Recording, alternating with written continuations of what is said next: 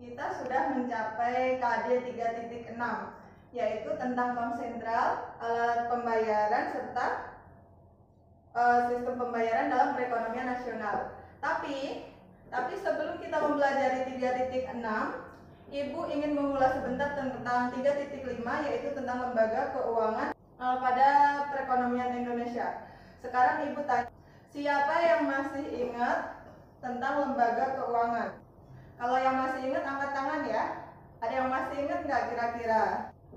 Oh iya, Ibu belum absen. Ada yang nggak masuk? Masuk semua kan? Baik, Ibu absen dulu ya. Dan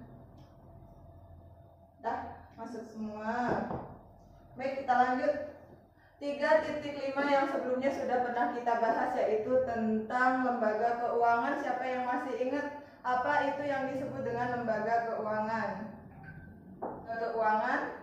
Lembaga keuangan, gak ada yang masih ingat? Ada, Ibu jelaskan ya. Lembaga keuangan adalah suatu badan atau organisasi penyedia jasa yang berkaitan dengan keuangan. Terus kemudian ada lagi fungsi dari lembaga keuangan: melancarkan pertukaran produk. Ada lagi yang masih ingat? Apa? Memberikan pengetahuan dan informasi tentang keuangan. Terus memberikan jaminan bagi para nasabah. Ada lagi menciptakan dan memberikan likuiditas. Likuiditas apa? Likuiditas adalah memberikan kepercayaan kepada para nasabah. Ya udah, jadi lagi ya untuk 3.5-nya lembaga keuangan. Nanti kita langsung lanjut saja ke pertemuan 5.6 tentang bank sentral. Tapi jangan lupa 3.6, Ibu akan langsung jelaskan tentang 3.6 tentang bank sentral, alat pembayaran, serta sistem pembayaran. Sekarang bank sentral. Sentral itu apa? Ada yang sudah belajar belum di rumah? Sentral di Indonesia itu salah satunya adalah Bank Indonesia. Nah, bank sentral sendiri merupakan bank di mana sebelum kita memasuki pada bank sentral, kita pada pengertian bank dulu. Apa sih yang dimaksud dengan bank? Bank adalah suatu jenis lembaga keuangan yang melaksanakan berbagai macam jasa, seperti diantaranya, siapa yang tahu tugas? Peminjaman modal, untuk kita menabung, sebagai simpanan benda, dan lain-lain. Terus kemudian di sini ada pembagian bank. Bagian bank menurut jenisnya yaitu bank umum dan bank perkreditan. Bank umum adalah suatu bank yang melaksanakan kegiatan usaha secara konvensional dan atau berdasarkan prinsip yang telah ada dalam kegiatannya dan memberikan jasa dalam lalu lintas pembayaran. Nah, kemudian di sini ada bank perkreditan rakyat, adalah bank yang melaksanakan kegiatan usaha secara konvensional atau berdasarkan prinsip syariah yang dalam kegiatannya tidak memberikan jasa dalam lalu lintas pembayaran. Jadi bedanya bank umum dengan bank perkreditan rakyat yaitu yang satu memberikan jasa dan yang satu tidak memberikan jasa dalam lalu lintas pembayaran. Nah, sekarang ada menurut fungsinya, bank ada 4 menurut fungsinya. Yang pertama bank sentral, yang kedua bank umum, bank tabungan, serta bank pembangunan. Kalian bisa baca sendiri nanti pada paket halaman 41 ya. Ibu langsung lanjut saja. Yang berikutnya menurut kepemilikannya. Menurut kepemilikannya, Ibu sudah merangkum. Nah, menurut kepemilikannya di sini ada bank pemerintah atau bank negara, bank swasta nasional, terus yang ketiga ada bank asing, dan yang keempat ada bank campuran. Jelaskan tentang Bank Indonesia. Bank Indonesia, kita mencapai pada pokok pembahasan. Bank Indonesia merupakan bank sentral yang dimiliki oleh negara Indonesia.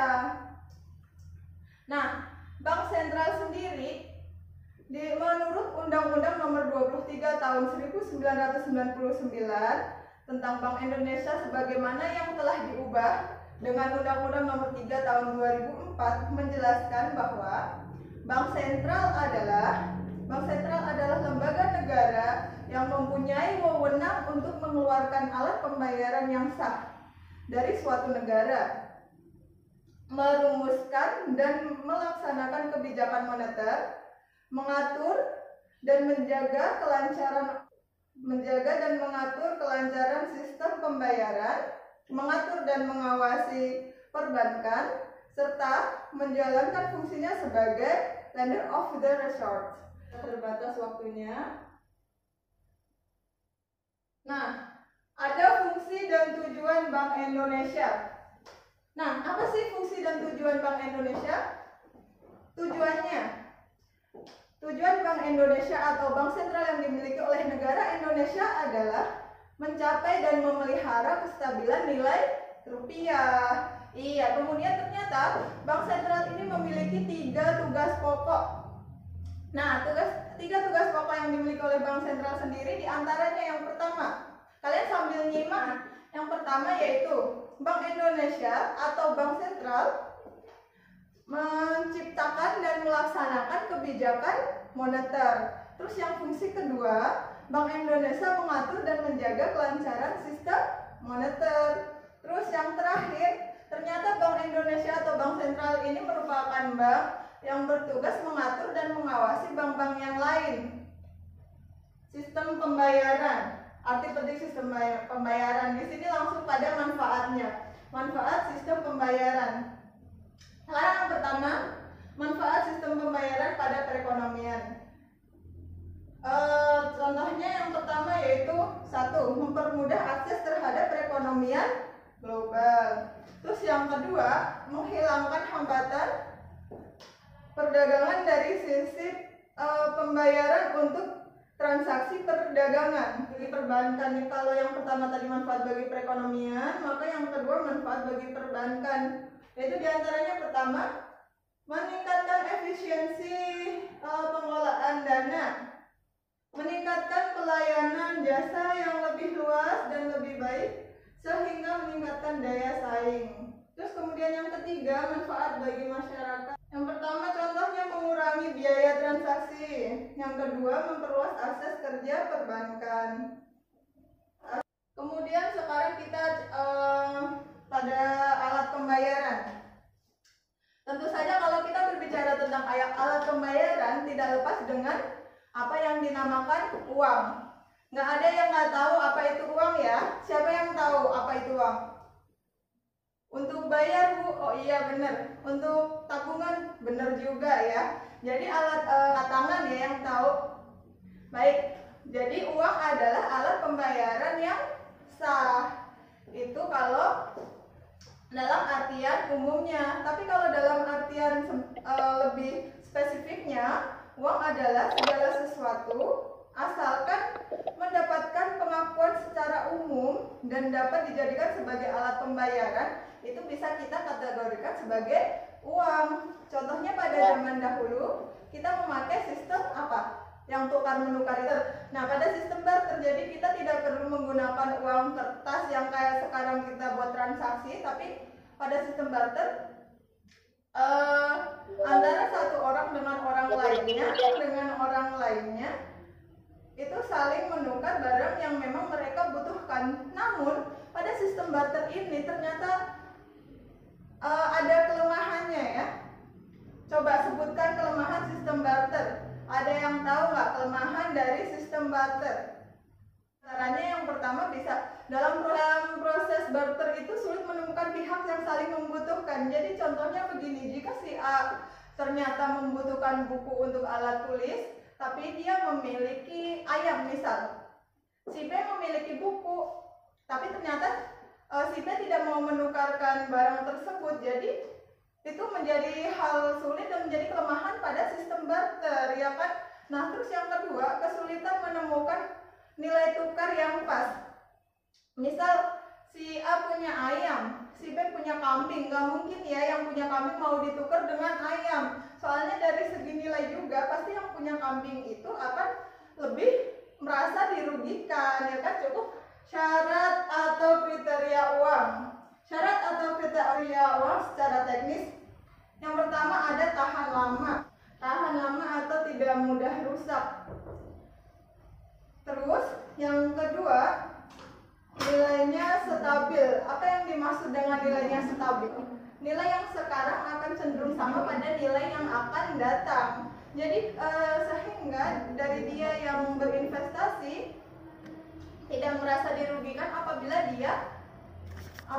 dia menyimpan uang gitu, tidak takut dirugikan. Terus yang kemudian ada sifat yang ketiga adalah mudah dibawa. Coba bayangkan kalau kita memiliki uang yang dia itu sangat sulit dibawa, jadi akan sangat merepotkan kita.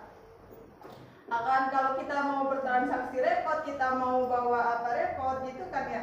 Terus yang kemudian yang keempat terdiri dari berbagai nilai nominal. Yaitu apabila kita melakukan transaksi yang misal kita melakukan transaksinya kecil, maka dapat ibaratnya dapat disesuaikan gitu ya. Nanti kalau apabila kita melakukan nilai transaksi besar juga, maka dapat disesuaikan juga. Terus kemudian kopi dan tidak berlebihan. Di sini ternyata penting ya, untuk uang yang tidak berlebihan. Jadi ibaratnya kalau misal coba bayangkan kalau pemerintah dengan uang yang berlebihan, maka akan uang menjadi tidak ada nilainya lagi ya kok. Tapi waktunya masih ada nggak ini? Kita lanjut ya. Kalau memang sudah selesai, nanti ini masih ada. Untuk pertemuan minggu depan kalian pelajari tentang fungsi uang, fungsi turunan, nilai uang. Nanti ibu akan adakan tanya jawab untuk pertemuan minggu depan supaya ibu tahu kalian di rumah belajar atau tidak ya. Baik, sekarang ada pertanyaan nggak dari beberapa yang ibu jelaskan dari bank sentral, alat pembayaran serta sistem pembayaran itu? Ayo, ada pertanyaan nggak? Udah pada ngerti semua? Kalau memang sudah pada mengerti semua, karena waktunya udah habis, maka langsung pada kesimpulannya aja ya. Kesimpulannya tadi ada bank. Bank itu adalah suatu jenis lembaga keuangan yang melaksanakan berbagai macam jasa seperti memberikan pinjaman, mengedarkan mata uang, pengawasan terhadap mata uang, bertindak sebagai tempat penyimpanan benda-benda berharga, dan lain-lain. Terus kemudian ada juga kriteria uang di mana mudah dibawa, tidak mudah rusak, tidak terlalu banyak. Kalian nanti bisa baca lagi ulang ya supaya tidak lupa. Ada pertanyaan nggak? Kalau enggak ibu langsung kasih tugas nih. Ini tugas rumah aja, nggak perlu diskusi di sini karena waktu habis. Jadi nanti tugasnya satu kelompok kalian tentukan sendiri kelompoknya, ada 5 orang saja, nggak boleh lebih 5 orang saja. Kalau kurang boleh ya. Nah, jadi tugasnya gini. Kalian cari lembaga keuangan yang ada di sekitar tempat tinggal kalian, kemudian kalian tentukan itu jenis lembaga keuangan apa. Ya, boleh kalian berformat-format, misal nomor, terus nama lembaga keuangan, jenisnya boleh, atau mungkin kalian nggak perlu format-format, asalkan penyampaiannya rapi, boleh. Oke, itu PR kalian. Baik. Untuk tugas sudah ibu kasih, untuk pelajaran selanjutnya juga kalian harus pelajari. Ibu rasa cukup sekian pelajaran kita hari ini. Sekarang kalian boleh beres-beres ya. Nah, jadi kita langsung saja akhiri ya. Untuk ketua kelas silahkan, ibu aja deh yang pimpin doanya. Berdoa mulai. Berdoa selesai. Bismillahirrahmanirrahim. Makasih semuanya. Kalian jangan lupa belajar. Kalian jaga kesehatan baik-baik. Nanti pulangnya jangan buru-buru, jangan kenceng-kenceng naik motornya. Dijaga benar badannya. Terus tetap semangat ya. Ya. Terima kasih untuk waktunya. Terima kasih untuk kesempatannya, Ibu. Assalamualaikum warahmatullahi wabarakatuh. Selamat siang semuanya, ibu duluan ya.